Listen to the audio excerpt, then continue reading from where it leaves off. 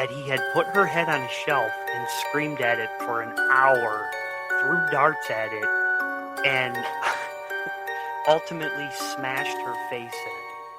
He also cut her tongue out and her larynx and put them in a garbage disposal. Tell me in a sentence who you are. I'm nobody. I'm a bum. I'm a boxcar and a jug of wine. And a straight razor if you get too close to me. Do you ever feel violent? Yes, I do. What do you feel like doing? Killing people. You still feel like killing people? Yes. Describe the feeling that you get when you feel like killing people. Well, last March 11th, I was hallucinating, and I took a razor blade and I cut a man's throat. Here in the hospital? Here in the hospital. Do you think you'd murder me, Joe? Yes. That's gruesome, Joe. That's horrible. Yes, it is. And you don't blame me if I say I hope you never get out of this place. I hope I never do either.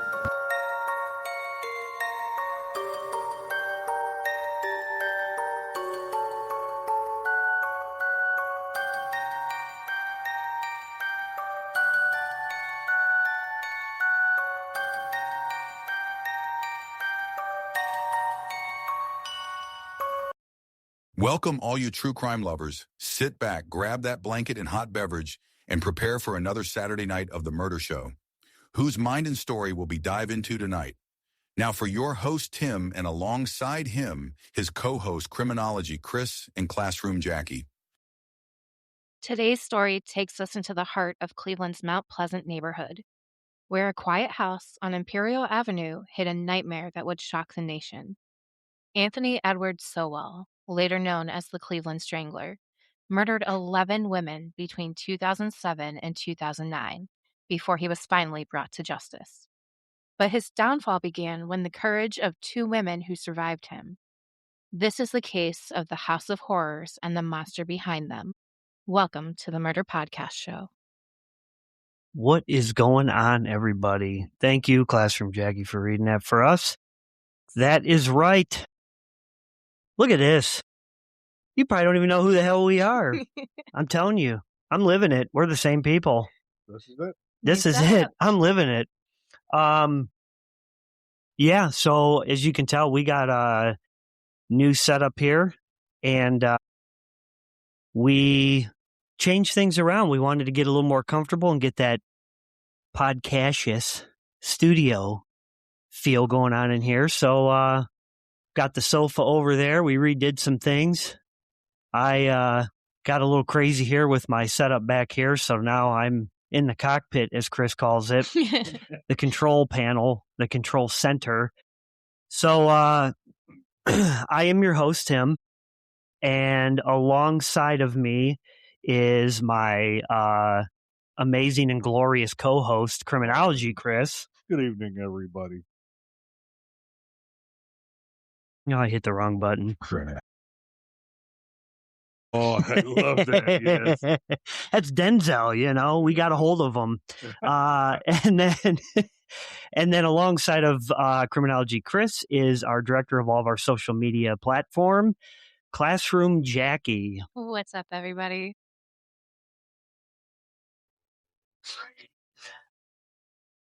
That's even better. That's even better for those of you that have been in the show for a while. She does love her brain. Anyways, start things off tonight. Oh, yeah, we got a new sound set up so you can hear Chris.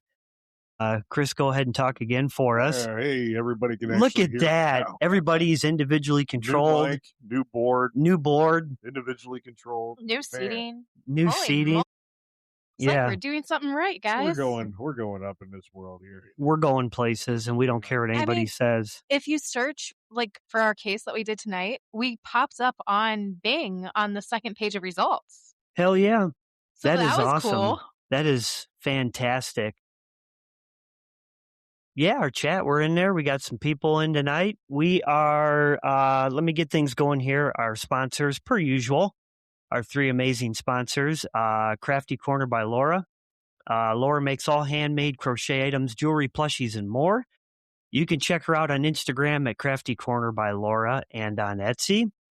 And you can also email them at thecraftycornercrochet@gmail.com. And of course, we're all drinking it tonight. Dubby Energy Drink. Oh, This stuff, Chris and I really had a chance after trying it last week, and this stuff is great. phenomenal. Yes, it is. And no jitters, no No, anxiety, nothing, no come down after the fact. yeah, It's actually quite nice, and it's delicious. yeah, this stuff is It's very good. really, really good. Check them out, dubby.gg. That's dubby.gg. And when you purchase any of their items on there, be sure to use promo code MurderShow66 at checkout, and you'll receive 10% off. And another one that we debuted last week, Dochi Snacking Edible Dough. They come in various flavors. It's gluten-free, plant-based. It's all really good. You don't get that nasty, weird aftertaste with that stuff. It's fantastic. They have various flavors from chocolate chip, WTF fudge brownie, peppermint battle, and basic bitch. Guys, I ate that whole tub of the WTF brownie in one night. She just sat here and hammered it with a spoon. One night. It was so good. It tastes like brownie batter in a jar, but like cookie dough style, and it is phenomenal. Yeah, their stuff is really, really good. I made a video on it too, and it's out there. You can find it on our Facebook and stuff. And you can bake it too. Yeah. You can bake it. It's 375 degrees for like 12 or 13 minutes, and you can bake it, or you can just eat it because it doesn't contain dairy, eggs, or nothing like that. Go to their website, Doichi Foods. That's DOICH Foods.com. And use discount code MurderShow66, and you will receive $5 off of your purchase. So after all that fun jazz, as Jackie stated, tonight we are covering known as the Cleveland Strangler, Mr. Anthony Sowell. And his House of Horrors. Man, this stuff is good. This is one of those close to home cases that we wanted to do for us here on the show. Cleveland, this is probably hour or so. We don't get technical on where we're at, but hour or so from us. This is, it's just it's a traumatic. I mean, I personally didn't know much about it, and I don't even remember it until we started to look into it, and I started to research into it. But the fact of what he had done and how he was, trying to hide bodies and all that is just, and then the whole smell thing reminds me of, Gacy. Mm-hmm. People smelling and all that kind of stuff. So this case is very close to Gacy. Like, not victim-wise, but how he disposed of the bodies and everything is very close to Gacy. Yes, it is. Yes, it is. Yeah, and he lived in the house with him too, like Gacy did. Yeah. Yeah, which is, so yeah, it is crazy. Yeah, but it's just buckle in and get yourselves ready because it's going to be quite a story here. I will start things out for us. Not too much. There's a little bit with his early childhood, but it doesn't go really in depth with it like what we're used to. But Anthony Sowell was born on August 19th, 1959.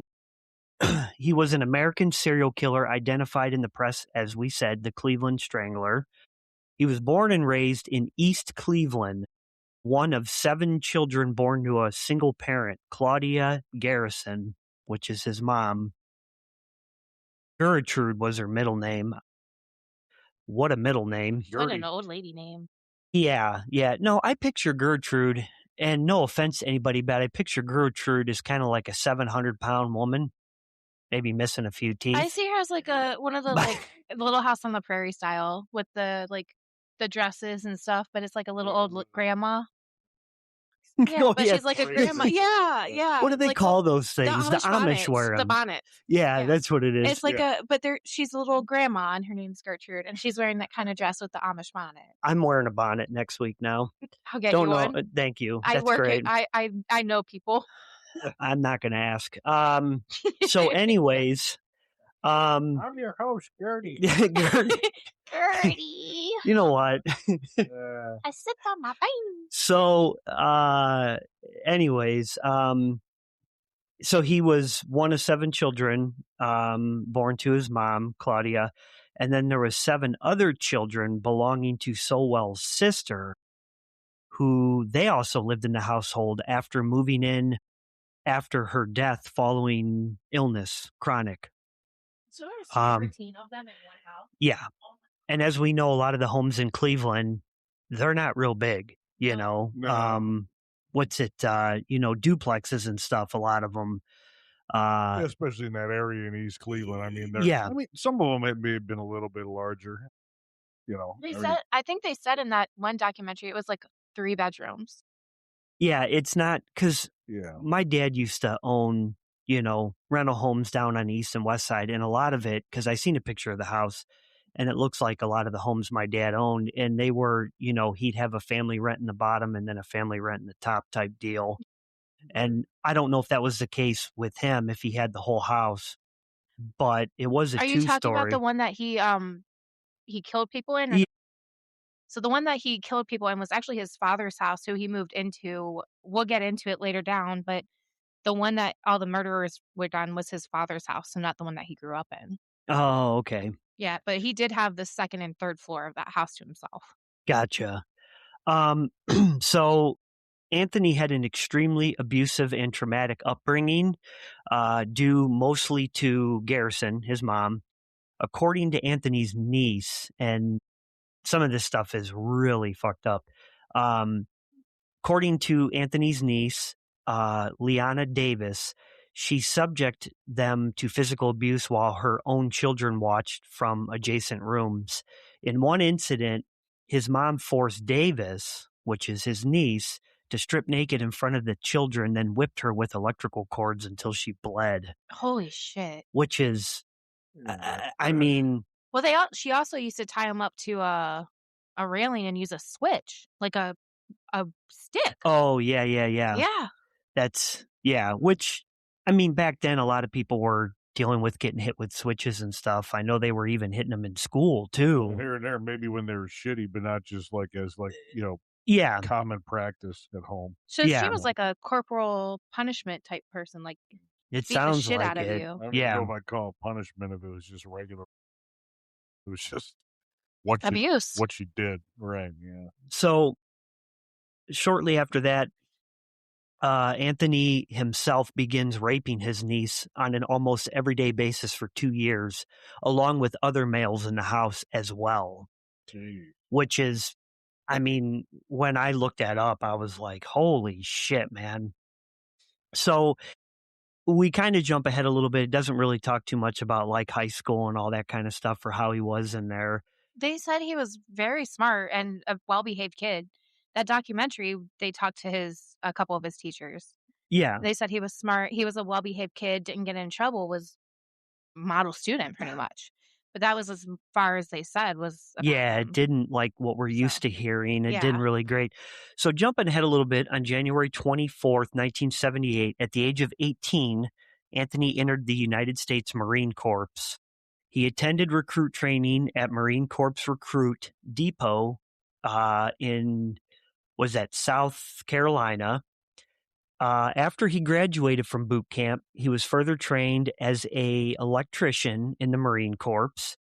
And he ended up going overseas for a year in Japan with the 3rd Force Service Support Group. Then he returned back home to Cherry Point.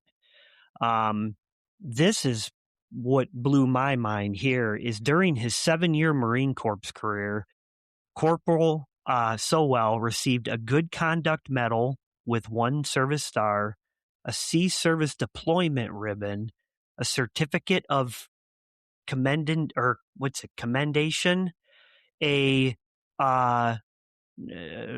some of these words are beyond my level, a mast, and 2 letters of appreciation, which is extensive. Yeah. Right. At the end of the day, I mean, he was an ideal, yeah, military guy. Yeah, he was Yeah. But then I remember He's a rock star. his sister saying after he got out, he was different, real Yeah, they started short-tempered. knowing a change in him, It- about his no, behavior and yeah, everything. Yeah. They said knowing. once he went to Okinawa, like he started getting in fights and things like that. And Oh, Yeah, and that's when he okay. started getting in trouble. He started developing a drinking problem over there.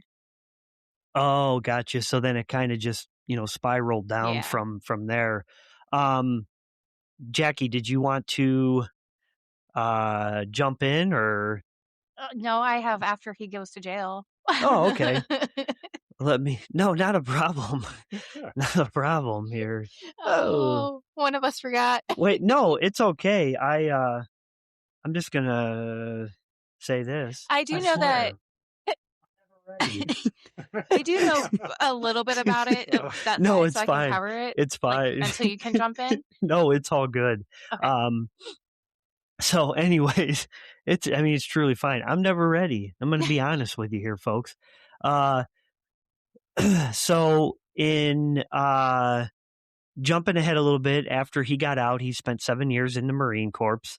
In 1989, a woman who was 3 months pregnant had attempted to leave Sowell's home. Because I guess. Malvetta. Yeah, She guess. had seen him when she was at a duplex sitting there on the concrete. He was talking to somebody. She asked him if she could use his phone, and he took her back to her house, took her upstairs to his room, and shut the door on her. He later came back with a knife that she stated was about the size of her arm and tied her up, raped her, and she ended up being unconscious for a while. She was able to escape by climbing out a window with her head and getting help. Yeah. And somebody called 911 for her. Well, it's crazy because so he ended up working in a factory for a while until 2007, and I guess then he started to collect unemployment benefits, and the neighbors had said that he had become a member of online dating, and he was trying to be a master at looking for a submissive person to train. Oh. Is what he was trying to do. That was also the time he was dating Frank Jackson, the mayor at the time. He was dating the niece. The niece of the mayor at the time. Was big into crack because that neighborhood, that area had a giant crack problem. Oh yeah, the east side was rough. But she was smoking. He didn't. He ended up losing his job because of the crack because he started smoking. Yeah. And yeah, that's how he lost the job at the factory. So as we were saying, that woman had tried to leave. He bound her hands and feet with a tie and a belt, then gagged her with a rag. She told police, "He choked me real hard because my body started tingling." Now that would be a scary experience there when you know that you're kind of transitioning into, you're about to die. Yeah, you're losing blood. You're losing blood flow. Yeah. And she stated, "I thought I was going to die." In 1990, he was charged with kidnapping, rape, and attempted rape. He pled guilty to attempted rape and served 15 years in prison, and he was released in 2005, a year before I graduated. That's 2 before I did. Yeah, but even after he actually admitted guilt in regards to that charge, like he still, even when he was in prison, would say that he wasn't responsible for it. And even his sister didn't believe that he did. She was like, "There's no way this person broke into my house instead. She was trying to get in, and she had a friend helping her." Well, even after the fact, he had another girlfriend, and she didn't believe. It's like, how could this guy have done this? He was like a, kind of a soft. Yeah, she said he was charming kind of person. It's just so. I mean, it's hard. I mean, if you're maybe part of the family, you just don't see it, right? Yeah, it's true. It's true. You kind of get in that denial, and we get pissed about it, thinking like, how could his sister do that? But then at another thing, it's like, well, how would we feel if we found out one of our family members or whatever, somebody that we were close to, would we be in denial too? Right.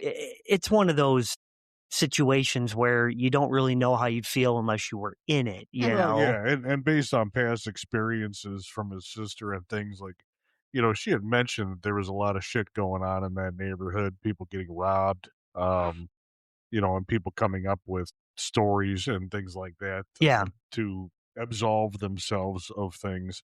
So, I mean, like I said, there's a lot of shit happening. So how could you could for sure say one way or the other I have a quick without question. having been there. Is this area near like Tremont and that? In that area, but it's not right next Because door. anytime I went there, I was always told, "Oh, don't stay long. You need to get in and out when you're going to like the places you're there." You're fine if you're in that area, but if you venture too far to the north or it changes dramatically Yeah. Wasn't near the quickly. Castro house? Like how No. far away? No. No. That was on the west side of Cleveland. Oh, okay. And Eventually we'll cover him. Oh, This yeah. was on the east side of the Cleveland in the Kinsman area if you go to the east near East 116th. Oh, okay. I know what you're talking about. And Kinsman. Yeah. Gotcha. Yeah, I get you now. So then, as I had stated, he worked in a factory till 07. At that time, the neighbors said that he began to make a living, selling scrap metal and stuff, Right. which there's some decent money. A job I had previously, we used to build up a scrap pile of all of our, hospital beds and all that shit after a while. And we would take it to a scrap yard. And sometimes, because it fluctuates, it was like 10 cents a pound. Sometimes we used to make out decent money, you know. It depends on what you're scrapping. If you're taking if you're taking brass in there, Oh, or man. you're taking stainless and things, and if you're actually willing to separate it out, like it could actually be a semi-lucrative situation especially for somebody that doesn't have a job. And right? he used to break into the abandoned houses as well and steal the copper pipes out of pull them. copper, right? A lot Because of copper people, was used to do that. And a lot of people do that in various cities, states, abandoned homes, They not pull just a- Cleveland. Yeah, they but pull aluminum siding off of houses. yeah, I'm wow. Yeah. going to keep an eye on my siding. Yeah. Couple extra Akron used to cameras. see that all the time. They would pull all the siding off. Oh, okay. That explains some things. Yeah. Yeah. Thank you for that. Oh, God. So the neighbors at that time had also started to complain to the health department of a foul smell. So I guess they had looked into it, and so then he started a niece, Lori Frazier, of the mayor at the time that we mentioned, Mayor Jackson at that time.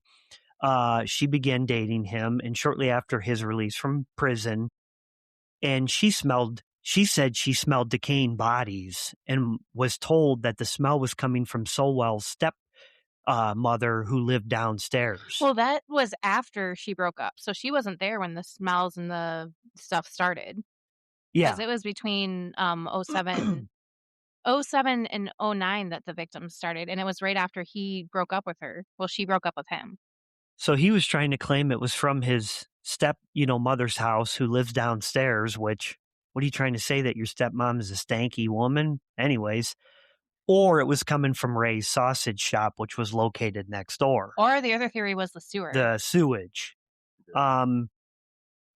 So at that time, a friend said that Frazier had stopped spending time at the home in 08, like you had just mentioned.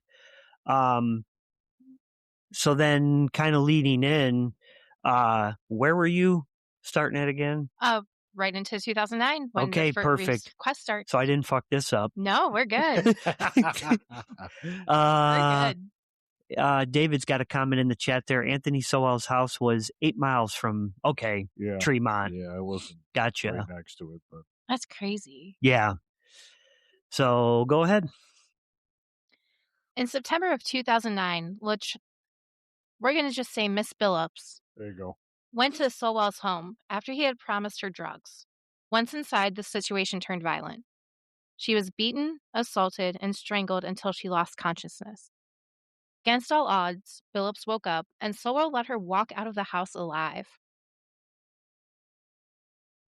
Yeah, I wonder why he did that. I don't know. And The only thing I can think of is maybe he was high at the time. but that would make sense as to why Yeah. he did. Fear, trauma, and the threat of retaliation kept her silent. For weeks, she carried the weight of what happened alone. Then, on October 20th, another woman, Shawn Morris, visited Sowell's home to drink and use drugs. She then left safely at first with nothing happening. She came back after she realized she forgot her ID and needed to get it. That's when Sowell attacked. Morris managed a desperate escape, climbing out of a third-story window. Neighbors saw her fall and called 911, reporting a naked woman fleeing the house in terror. Even then, Morris refused to speak with police, and Sowell had vanished before officers arrived. For a moment, it seemed like he might slip away again. The Morris is the same situation that happened to that first victim that sent him to jail for 15 years. Oh, the rape Mm-hmm. and okay. The same exact thing. She got out, somebody called 911, but she got pulled back in by the sister that first victim did. Well, what's crazy is that he only pleaded guilty and was charged for attempted rape, I think, on that first one. He was charged for rape on it. Was he? Yeah, I think he got a full-blown He did. rape charge. I have He to did. go back and he pled guilty to attempted rape and served 15 years. So yeah, it didn't say, but he was probably okay. Yeah, he was charged with rape, kidnapping, and attempted rape. So that's crazy. I didn't realize that. I figured when you got charged from rape, I mean, rape is rape. So why attempted rape? That's a lesser charge.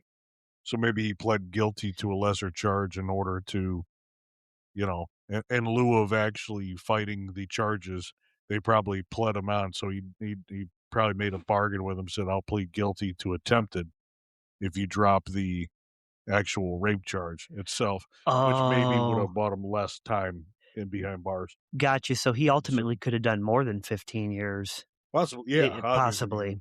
Okay. I was just curious because I'm like, well, why is it attempted when you raped? You can't really charge them for both. Either you didn't try to do it and you did it. Like you can't really try somebody or charge somebody for trying to do something when they actually did it. Right. Yeah. Yeah. That's like saying you attempted theft, but then we charge you for theft. Too. But then you charge you for theft. It's like, what? You can't try you can't try somebody for the same thing twice, right? Well, that's something completely different. Yeah, then you get in. Chris hasn't tested for his bar. He hasn't taken his bar test yet for for the law school yet. But That's like the double jeopardy thing. That's when like if you were found guilty of something or you do something, they can't charge you for that same exact charge again later down the road. Oh, I see. Okay, makes sense. Gotcha. Or sorry, if you're go ahead. Not guilty, they can't charge you. You I had a thought.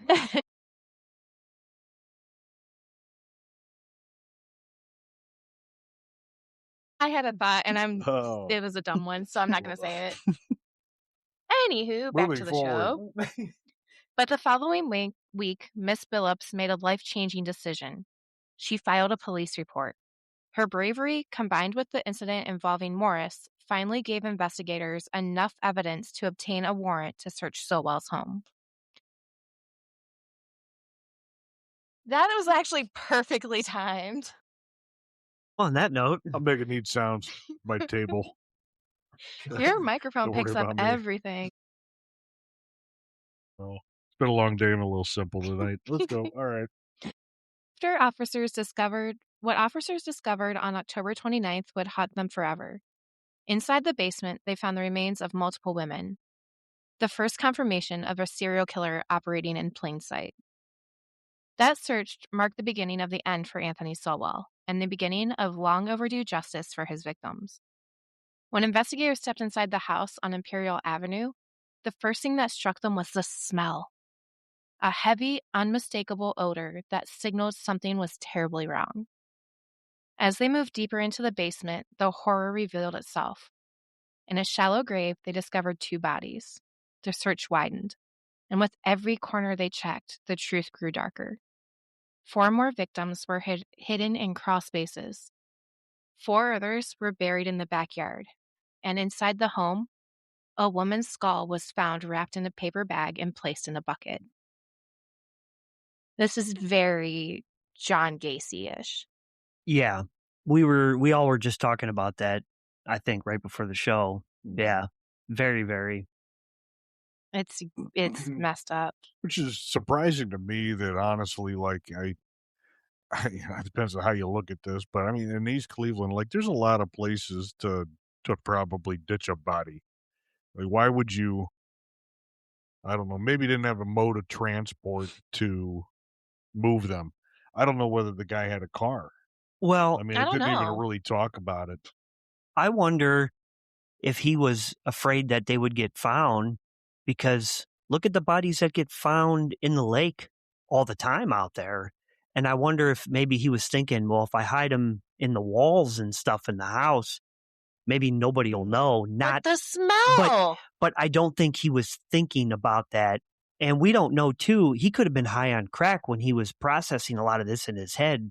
What to do? Where should I hide them? I'm not saying that's an excuse, but you just never know all the things. He probably wasn't thinking it through, like, oh, I'll hide them in the walls. Nobody will know. People will come in the house. Yeah, I don't think a lot of critical thinking goes into what you're doing. I mean, I True. think on that end, because you already are, off course to begin with anyway. Yeah. You're not thinking clearly. Well, they did say that Unsafe Snuggie, said they say they usually bury them close for a trophy. Very true. He also, his victims, when he picked them, he chose ones that he didn't think would be noticed that they were missing or were like drug addicts and things like those too. Yeah.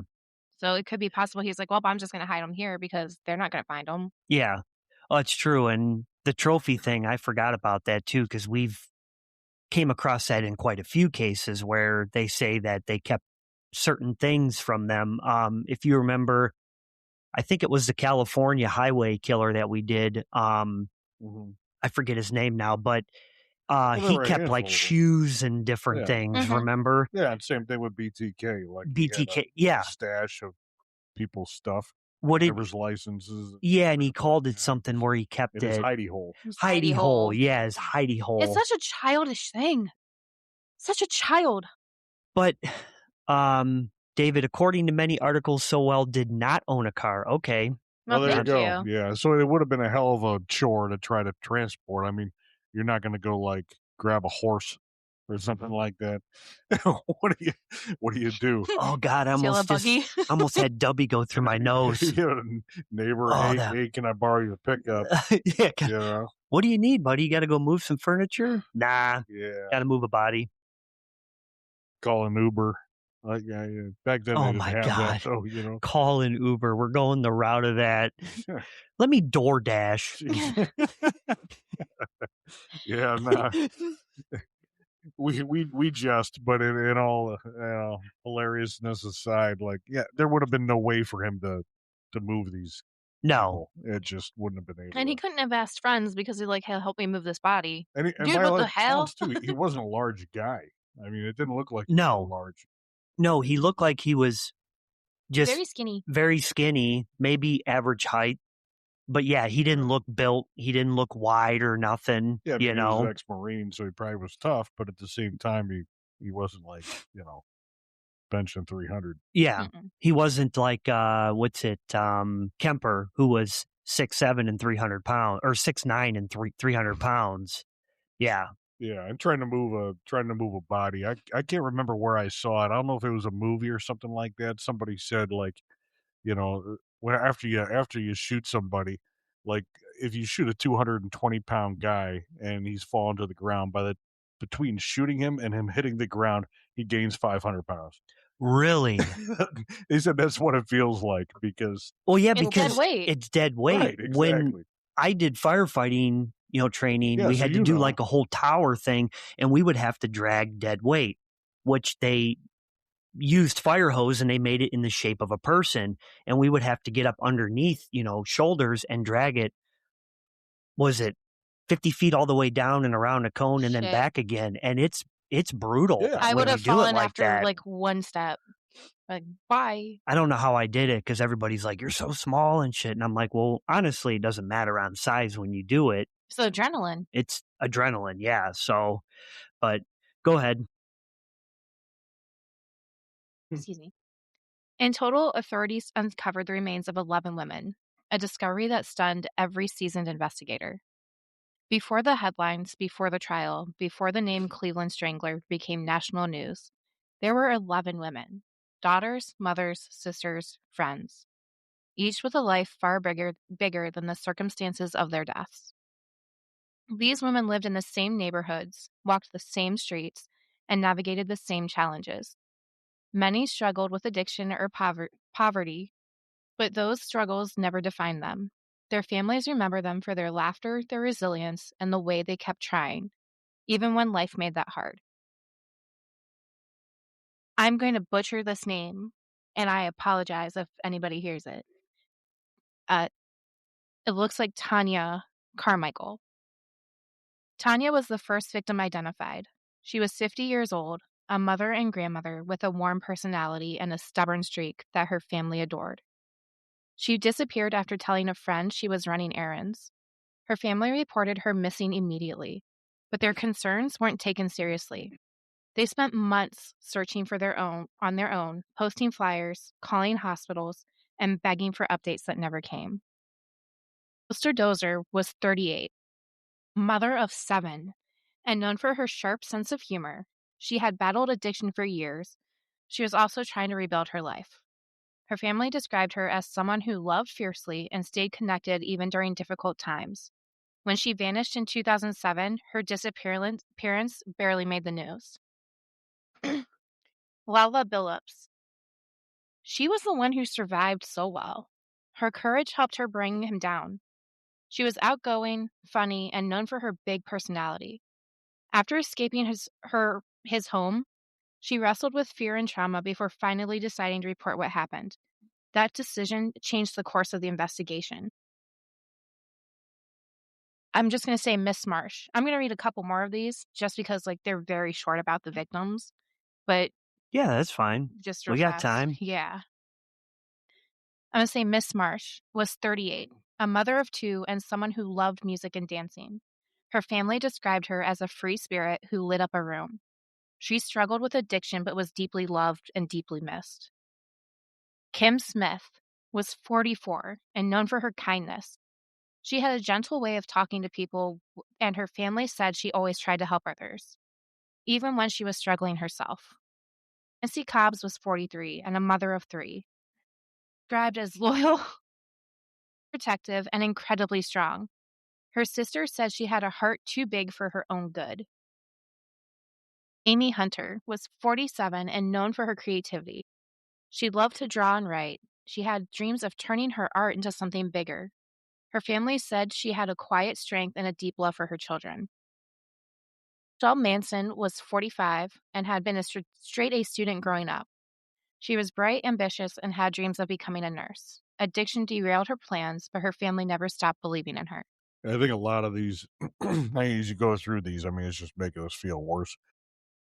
Sorry. I think a lot of these are just, it's obvious that a lot of these people had in common was a lot of them had substance abuse issues Yeah. and that kind of thing. Yeah. Which kind of led him, that was his way of trying to wrangle them anyway. Yep. To get them in there. Hey, come do drugs with me. Come Yep. drink with me. And that that's, kind of. sadly, because if they weren't, addicts, a lot of them may have never even happened.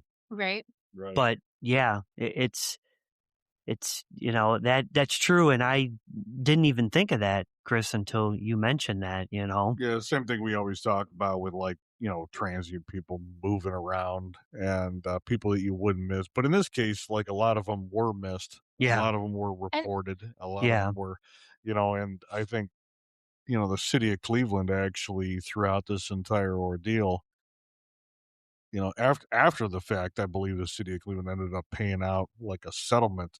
$3 million to be exact. Yeah, 1.3 million Wow. bucks to these guys because it was kind of a failure. I mean, Well, the reporting and Yeah. everything like right. that. And And families did report when they were missing, but the city of Cleveland didn't take it seriously and just said, well, they'll come back if they're drug users when they're ready. They'll come back.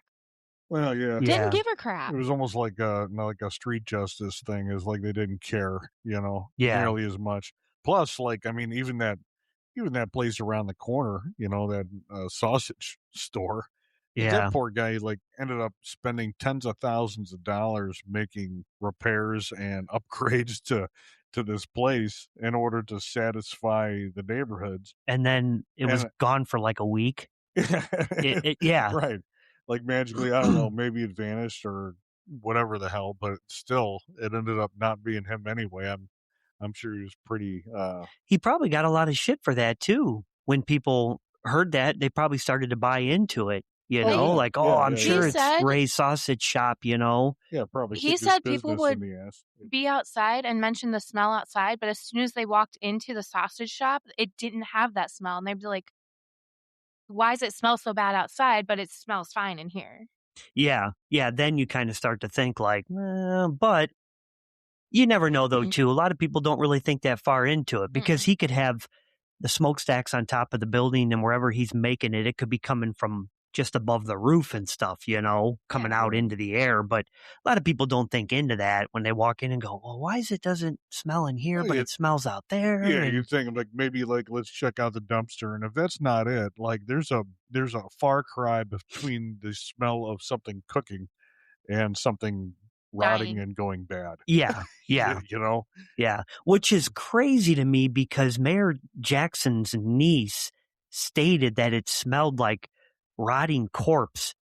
So it amazes me that she knew what that smelled like. I thought that was kind of odd when I read that. Well, I mean, I think 'cause- even for people like, I mean, I know that I have, and I know you have from your experiences in the past, like been exposed to that kind of thing. But, you know, I think even for people that have had dead mice in their house, like, you yeah, kind of get a hint of that. yeah, Like, hey, it kind of smells like something died. yeah, You know? yeah. That's just awful. I can't imagine it gets that bad to where it's out in the public, in the air. Exactly. I mean, sure you know, better Oh, than I do, and I was exposed to it once. It's like that's a smell you don't forget. no, And no. it's unlike anything else. There's not enough Vicks that they used to have us put below our nose that even helps with that, especially when it's been, I mean, the longest one I had ever came across that were gone. They had been passed for like 2 weeks, 2.5 weeks. Just horrendous, you know, You gotta but have a full face respirator is the only way to save you from. yeah, yeah. But I can't imagine being inside the walls for that amount of time, you know, maggots eventually and just, oh gosh. Living with that. It's just, how do you live with that? He, You know? I hate to say, but he was probably high majority of the time and just Could be. zoned it all out. I Yeah. mean, you know, I don't know. I never got into drugs, especially not crack. So I don't know how it makes you feel or what it makes you do, if it's an up or down or whatever. But Yeah. so Anyway. anyways, enough talk about crack. Yeah. These women were more than victims. They were loved, they were missed, and they deserved the same urgency, the same attention, and the same compassion that any missing person should receive. Their stories remind us that the failures in this case weren't just one man's violence. They were about a system that overlooked vulnerable women, dismissed family fears, and allowed a predator to operate in plain sight. Anthony Sowell wasn't home during the search, but the man the media would soon call the Cleveland Strangler was tracked down and arrested 2 days later on October 31st. What followed was a highly publicized trial that exposed the full scope of Sowell's crimes and the years of terror he inflicted on the community. Did they ever say how they found him or how they went about finding him? Because they found him pretty quickly. I mean, only a few days. I didn't see. Because I thought it was much. ironic that he wasn't home when they ended up showing up there. So something. Like caught him on Halloween or something like that. Yeah, October 31st. Walking down the street. 30th, sorry. Not First, 31st. 31st. He was arrested on the 31st, 2 days later. So So there had to have been a warrant out for his arrest, especially after the police report for the rape was filed. They went there with that warrant. Then they ended up searching the house because of the smell. So another warrant was probably issued for the house. Oh, okay. So he would have been caught if a police officer saw him, would have grabbed him. Okay. I was just curious because I thought it was ironic. So he must have been trying to hide Yeah. because of the warrant then. Yeah, things started kind of mounting. Yeah. So, Mm-hmm. For years, residents had lived with the unexplained odor, the disappearances, and the uneasy feeling that something was wrong. When the truth finally came out, the reaction across Cleveland was a mix of heartbreak, anger, and disbelief. Neighbors who had walked past Anthony Sowell's house every day were stunned. Many felt guilt for not realizing what was happening, even though there was no way they could have known. Others were furious, not at themselves, but at the systems that were supposed to protect their community. People questioned how so many women could go missing with so little urgency from the authorities. Families who had begged for help felt vindicated, but also devastated. Their fears had been real all along, and no one had listened. Local activists and community leaders spoke out, demanding accountability. They pointed to a pattern. Vulnerable women, many Black, many struggling with addiction or poverty, had been dismissed, ignored, or labored as not credible. The tragedy forced the city to confront uncomfortable truths about whose lives were treated as worthy of attention. Ray Cash, who was the owner of Cash's Sausage Next Door, became an unexpected symbol of the neighborhood's frustration. For years, he'd been blamed for that smell that wasn't his. When the truth surfaced, he didn't feel for relief, only sorrow for the women who had been suffering. Vigils were held, murals were painted, and families gathered to honor the victims by naming, refusing to let them be remembered only as part of a crime scene. The community's message was clear. These women mattered, their lives mattered, and the failures that allowed their deaths to go unnoticed could never be allowed again. Anthony Sowell was ultimately convicted on 81 charges, including rape, kidnapping, tampering with evidence, abuse of a corpse, and 11 counts of murder. Anthony Sowell's story didn't end with his conviction. After years on death row, the man known as the Cleveland Strangler died on February 8, 2021, at the Franklin Medical Center, an Ohio prison hospital. Officials reported that he succumbed to a terminal illness, bringing a quiet end to a life defined by violence and leaving many to reflect on the devastation he caused. Excuse me. In the years that followed Anthony Sowell's arrest, Cleveland was left to grapple with the weight of what happened on Imperial Avenue. The house itself, that looming reminder of the lives stolen inside, stood for a time as a symbol of pain, of unanswered cries for help from a community failed. But the city made a choice. In 2011, the house was torn down. Neighbors gathered to watch it fall, not out of celebration, but out of a need to breathe again, to reclaim to space, to say, in their own quiet way, that the darkness that once lived there would not define them forever. In its place, something new began. Today, the site is home to the Garden of 11 Angels, a memorial park created to honor the women whose lives were taken. It's a peaceful space, open, green, and filled with light. Families visit to remember, neighbors walk by and pause, children play nearby, unaware of the history beneath their feet, and in a way that innocence is part of the healing. That park stands as a promise that these women will never be forgotten, and that their stories will not be reduced to the crimes committed against them. It's a reminder of resilience, of a community that refused to let tragedy be the final word. As we close this chapter, we hold space for the victims, for their families, and everyone who fought to bring the truth to justice. The house is gone, the pain remains, but so does the determination to build something better. And on Imperial Avenue, where the silence once hid unthinkable horrors, there is now a garden, a place of memory, of mourning, and ultimately of hope. I'd like to sometime go down there and check that little memorial thing out. Yeah. You know, From get a couple from pictures the aerial and check it pictures, out. it's really pretty. Yeah, they did another one for what's his name's Oh, the house Castro. Yeah. Castro that they tore down too. I Which remember watching both of these on the news get torn down. It was that big. Yeah, see, I didn't at that time. I don't remember. I mean, what's it? Castro, I remember that. Yeah, I was actually at work right around the corner from where that happened. I was actually working in Steel Yard, which is not far from. Oh, okay. Did that house, I know like it happened in 2009 that the victims were found. Was there still an odor after the victims were removed? Like, would that house still have stunk?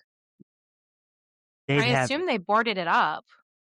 it depends on if that smell had actually soaked itself into all the, studs and stuff. Yeah, I'm sure the contractors went in there and they probably immediately went in there and started after the fact, after everything was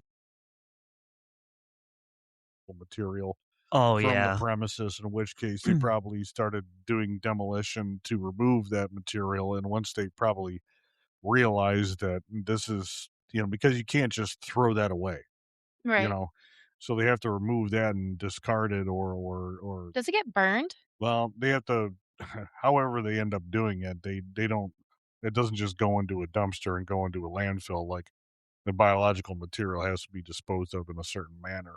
Yeah. So, I mean, even through that, I bet they probably realized that this is, they're going to demo of a fair amount of the house to begin with. They probably And, brought in ServPro. and very possibly, I mean, one of those companies that might take care of that sort of thing, Yeah. you know? Yeah, that's wild though. Because how many years again did all those bodies sit in there? 3. 3 From years. 2007 to 2009. That's a long time. There was maggots and stuff and all Mhm. kinds of I'm shit in those surprised, like, walls.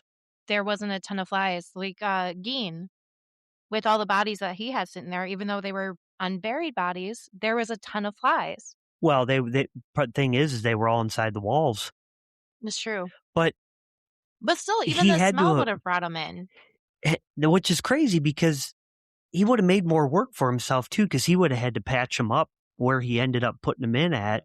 He would have had to re-drywall that and patch all that up, Yeah. unless he left an opening open and he just kept. That's how he got in the wall and kept adding to it. But Either way, I mean, he wasn't in the right frame of mind. no, Obviously. no, Mm. I truly do believe that the drugs had a lot to do with it. Actually, in his is worth mentioning, like in his defense, when he was in court for all this stuff, his legal team argued that his behavior changed drastically because in '07 he actually had a pacemaker installed. Did he really? Yeah, and they said that due to that, they claimed that cardiac issues might have affected his mental state. Well, he ended up Is going that to the hospital. possible? Yeah, I don't think to that degree. I No. mean, that's just another way to find a loophole. Right? Yeah. I mean, I think that's what his attorney was doing there. But he ended up serving his time in that hospital mental facility in, Columbus, right? Yeah, Where but he he didn't died spend. at. Unfortunately, he didn't get death row, which would have been better, but he So, died in the medical hospital. yeah. And that was only 5 years ago that he died. And so then whatever they were trying to get, I mean, they almost got him on a better deal for him, just having to Yeah. go to the mental hospital. Well, he was in there for end of life care for terminal illness. All I know, they didn't say what exactly that was, they but they didn't. confirmed it was definitely not the vid. Yeah, it wasn't COVID. Oh, okay. It wasn't. Yeah, yeah. One thing that's worth it, it's actually interesting too, that I saw that after his arrest and before the house was demolished in 2011, neighbors reported hearing phantom high pitched screaming, banging, and seeing lights flash in the house, despite the house not having electricity. What the fuck? Are you serious? Yeah, if you can believe Wow. They do So- say where lots of trauma or like evil things happen are more usually the most haunted places. Wow. it's pretty crazy. Yeah. Yeah. No I'm, electricity and the lights flickering. Holy crap. I'm sure there's got to be some video footage out there that somebody took from outside. I mean, maybe his flashlights or something like that. Or, I mean, you could explain it away, obviously, but at the same time, I thought it was just worth mentioning. That is crazy. Yeah. That's insane. Wow. Holy shit. Well, that's why Chris gets paid the big bucks here on the show to find out shit like that. His checks in the mail.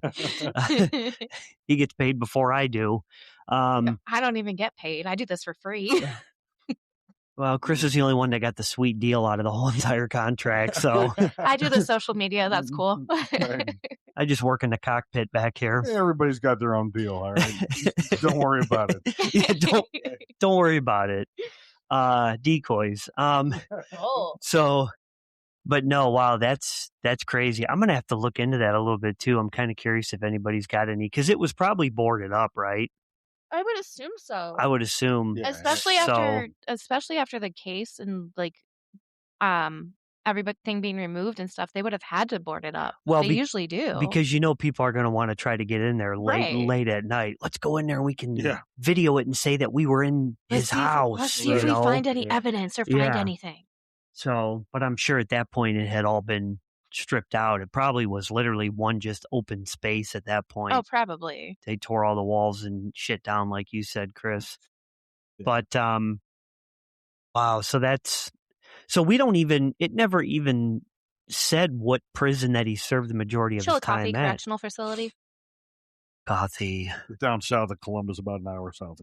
Okay, I've heard of it, but I've never been out there before. So yeah, I've driven through there quite a bit. Is it much of a town or no? Not really. Yeah. There's one traffic light. It's one of those towns that made like the that's like Spencer. List. A lot of industrial. It is Spencer. A lot of industrial down there. Oh, okay. Yeah. Gotcha. Wow. So this guy is David's got left us something up there in the chat. The city of Cleveland demolished Anthony Sowell's house on December 6, 2011, and the debris was shredded to prevent morbid souvenir collectors.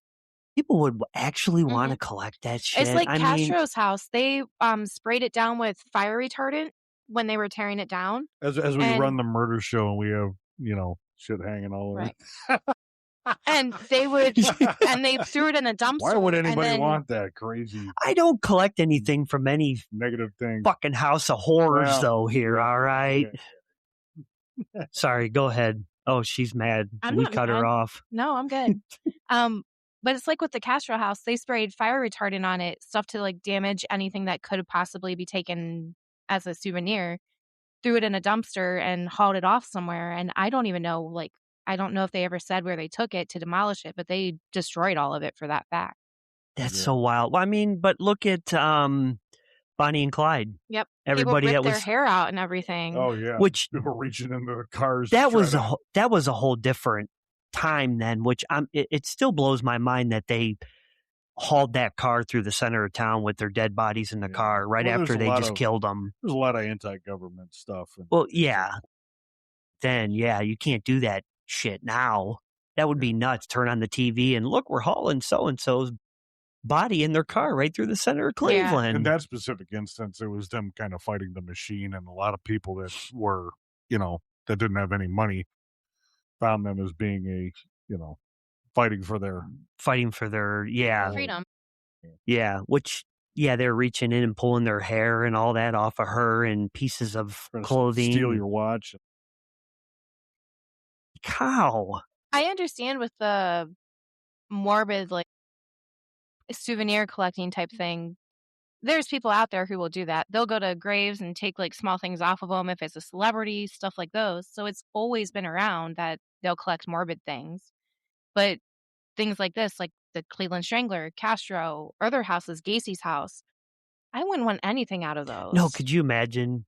How haunted it is? I don't want that in my house. We go live on the show and it's like, what's that random, 2x4 above the window? Well, let me tell you, that's from so-and-so's house. Somebody went on a mission and found something they shouldn't have. Yeah, right? Yeah. I don't know. Yeah, I don't even want a Ouija board in my house. No, that's some things you just don't fuck with. No, and I'm a firm believer if you don't want to open up that kind of shit, absolutely not. Don't do it. I mean, the few things I keep in here, it's not anything along the lines of Ouija board and stuff. What are these two doing over here? I have no idea. She's trying to kick me. I needed help covering my feet up. Oh my gosh. these two are something. Give them a couch, and Yeah, it's right. just It's fucking comfy, ridiculous. I'm sorry. Yeah, I got the couch from, Sowell's house. Anyways. Very nice. Just kidding. Womp womp. Wow. But, anyways, if anybody else has anything and they want to throw in the chat, feel free, go ahead. We're doing great on time. I mean, we're ahead of schedule here right now. So, and I'm having a hell of a time right now. I don't want to cut it yet, Fuck it. But what was I going to say? I was going to say something. Oh, next week we're going to be diving in, and we're going to use all of every bit of our hour and a half time next week. It's one that I've been really wanting to kind of dive into.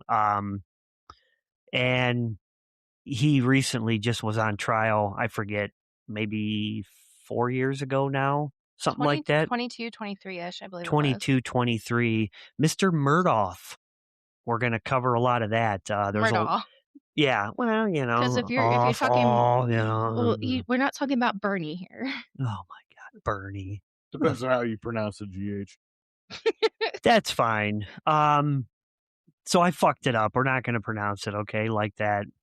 Anyways, so we're going to be diving into that, and I know there's a lot of conspiracy with it, and I mean, I'm a firm believer the guy did it, but we're going to dive deep into a lot of that. We're trying to hit more in this season. I mean, I know we're obviously always going to cover infamous serial killers and stuff like that, but I kind of want to take a dive deeper into a lot of these murder trials and stuff that maybe isn't solved. Like eventually we'll get into, Anthony Casey and that wild shit show. But yeah, and people who are out of prison after committing murder. I want to start diving into a lot of that because, murder show, we cover not just serial killers, but murders and unsolved cases and different things like that. So we're going to kind of be hitting into that for a little while, which I think is really going to open up the chat for a lot more discussion. Oh, definitely. Which is what I'm going for. It'll be much more of a legal debate, honestly. I mean, when you start getting into, especially Murdaugh and also with Anthony and that sort of thing, like Casey Anthony, like it's just there's a lot of legal trial. Yeah, discussion. It's like with this one, when we were advertising for it, we had the most reactions and most comments out of any of our episodes. Yeah. Other than the Chris Watts case. Yeah. Covering some of these newer ones is drawing more people towards us. And which is great. And we can't thank everybody enough for increasing our, following more and more. Numbers have gone up. They continue to go up every week, every month. And that's just, awesome. This is a dream that I've had for a long time, and finally seeing it come together is pretty cool. It definitely is. And then to have you crazy fuckers in on it too, which is great. But yeah, so we do appreciate it. I mean, just the continued support that everybody shows. Yeah, there's the famous TikTok hand heart. From the bottom of our little black hearts, we love you guys. Whatever the hell it is. But no, I want to start getting into a lot of that, which I think is going to be really cool. It's going to turn, tables a little bit, but there's nothing wrong with that. We cover all kinds of juicy shit on here. But let us know too, your guys' input. And if there's ever anything, we always say you guys want us to cover, let us know. Definitely. Because we're always open for discussion, and you can send in a message either on Facebook or TikTok, or you can murdershow66@gmail.com, and Classroom Jackie will get all that stuff, and she'll reach out to you and figure all that stuff out. And we do want to cover a lot more close to home cases. So if anybody listening has any close to home cases, we don't cover personal stuff. We've already gone through that. We're not getting into the legalities of all that. So if it's something that you personally have or anything, we just, for personal reasons, we're not getting into that. Right. We appreciate the confidence in us to cover that, but it's a lot on our end that we are not lawyers. Our intent is not to bring attention to those things. to get them resolved. Yeah. You know? Yeah, we're not lawyers. We're not law. We do this for fun. Criminology Chris, even though we give him that title, he studied criminology in college and he's very intelligent with it, but he's not certified in He's not a criminology. criminologist. Absolutely. Yeah. But he probably could be, but that's at one okay. point I wanted to be, but yeah. That would be a Well, very done. stressful career, I feel like. I think we talked about that before. I mean, I give it up to all the people that have the capacity and the ability to sleep at night when they're handling that kind of information. It's a lot. It's a lot. Trauma, PTSD, all that kind of shit. You know, it is a lot for sure. Damn, we're still good on time. What the hell? That's all right. There ain't nothing wrong with that. We were prepared this week, and we Yeah, were a prepared. little over-prepared. So we're glad everybody could hear Chris and all of us a lot better now. This is the new setup going forward, and hopefully everybody liked the new, intro video there too. And Tim's new fancy buttons. Yeah, our sounds. Yeah, our new fancy buttons over here, and my 12 monitors. Don't worry, I've got another one I'll be adding tomorrow too, because 3 isn't enough. We got to add 4. Hey, fuck it. Before you know, I'll be like the guy in Grandma's Boy, where I'll have my chair laid all the way back, and I'll be here like this. I do not know my name. 360 like video game systems. Where Yeah, all the way in. Yeah, you guys will be like, we can't even see him. Yeah, it's just a voice. That's all it is behind the computers. This is a voice. Yeah, it's just a voice. I'll put a monitor right here, and I'll occasionally stick an arm out or some shit. Saying he's alive. We didn't just leave him there. I'm AI. Get the hell out of here. He was replaced with a robot. My name is Tim. I like bananas. Nothing wrong with bananas, though. They help prevent leg cramps. There you go. Even though they don't work for me at all. They help hangovers. Oh, sorry. I have a new sound clipboard back here, and I'm having one hell of a time with it. I will randomly just throw some sounds in there. I don't care. I just wanted to randomly throw some shit out there. But anyways, thank you everybody for listening to another Saturday night here on the Murder Podcast Show. Next week, as we said, we will be covering Murdaugh. I did well. And other than that, it'll be next Saturday, same time. We'll be here and look for some posts throughout the week and stuff. I started messing around with some new AI commercial making videos and stuff for ads for the show. So I'll try to play around with that some more. And other than that, everybody be safe. I know everybody's getting hit with this snowstorm. It starts here around midnight tonight. Just be safe. I know it's real frigid, cold temps. That's a really good one. Oh, that's a good one, David. That's a really good one. It is such a fucked up case. Donald Harvey, the angel of death. Another messed up one is the one I have in our new intro video, the ice killer. I want to cover him. If you guys saw that in the video when the show started, when he said, "Would you kill me right now?" and he's like, I would, and then he's licking his lips. You could tell it's really. He licked his lips before he said he would. You know? And then he's like, "Well, would you be mad if I said that? I hope you never get out of here." And he even agreed. He goes, "I hope I never get out of here For too." me, it's the lack of facial expression. Oh yeah, he's got none. He has none. It's just a dead face right there. And I don't know too much about him. I just happened to come across some of his videos and stuff. But yeah, I want to cover him too. But yeah, Angel of Death is really good there, David. David, we're going to have to bring you on the show one of these weeks. Yes. David's been a huge supporter and fan, and he was a wrestler. For those of you that are newer, he was famous wrestler. There's a chair back behind me. He used to use as a prop. Garbage trash god, whatever the fuck. And he wrote a note on there saying to Tim, one of the only 2 guys that I never fought in the ring. So never beat.